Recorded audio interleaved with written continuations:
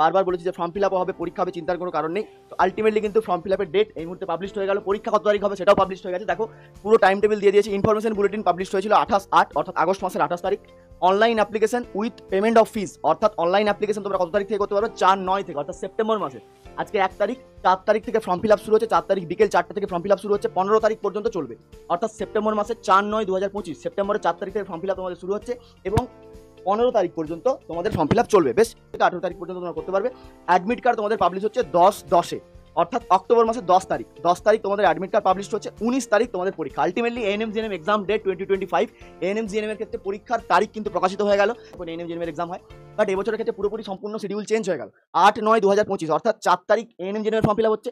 8 তারিখ থেকে জেনপাস ইউজির form fill up শুরু হচ্ছে, 16 তারিখ পর্যন্ত চলবে। 8 তারিখ থেকে 16 তারিখ পর্যন্ত কার্ড পাবলিশ হবে 10 তারিখ। 10 তারিখ থেকে 18 তারিখ পর্যন্ত তোমরা অ্যাডমিট কার্ড পাবলিশ করতে পারবে 10/10 থেকে অর্থাৎ অক্টোবর মাস থেকে। বেশ, অক্টোবর মাসের 18 তারিখ 18 তারিখ ডেট অফ এক্সামিনেশন দিয়েছে। দেখো 18/10/2025